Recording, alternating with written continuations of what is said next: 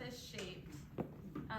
Usually I put flour on my tea towel, but just so it doesn't stick, you pick it up. You're gonna do, that's all right. You're gonna do flat side down, seam up, and put it in the banneton.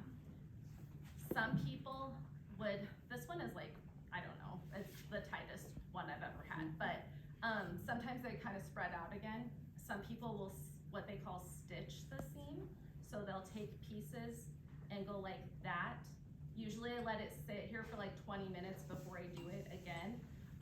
But you stitch, like you can stitch it up, because the whole goal is that you want it to be kind of as tight as possible. And then I put it in the fridge at least overnight.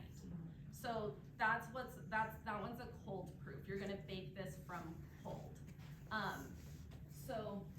Can you put it in the oven right now? I mean, once you put your... I don't know if you get the same rise. So the idea with this version is that it rises from the steam. So you're cold proofing, and then you're gonna bake it in like a Dutch oven. So I brought a bread oven. That was kind of what also went astray here. I've never, like this is new. And I put this in there, which was my second mistake. So that's my Dutch oven. Use something you know that it's never gonna look the same, because when you're baking it in the like kind of dry in the oven like that, you can't get, my dad's is heavily discolored as well. I don't use my favorite ones, it won't come off. But so you can use a bread oven, you can use a Dutch oven, or these. This is kind of my favorite method because it's not so heavy, but just a small roasting pan with a lid. And so when this has been in the fridge, you'll see us do it, but I like plop it out, so this side's gonna become the bottom again, and onto parchment paper, and then I put it in a preheated Dutch oven or roasting pan. I didn't preheat these. Our oven is going because I didn't want anyone to get burned, because if you're not used to doing it, we have a lot of hands in the kitchen and it's not worth the risk. But this is super lightweight, and the Dutch oven and the bread oven are heavy. So just for like every day, I kind of like using these.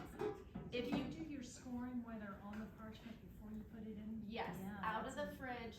So like these though kind of split because they have the inclusions. They're not as pretty, I guess, is like, some of the ones that we do are actually pretty. These aren't, but I wanted to let you guys score them.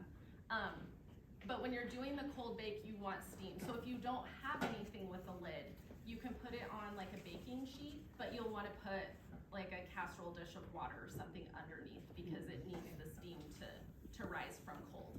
So the baguettes are steamed from cold, right? Yeah.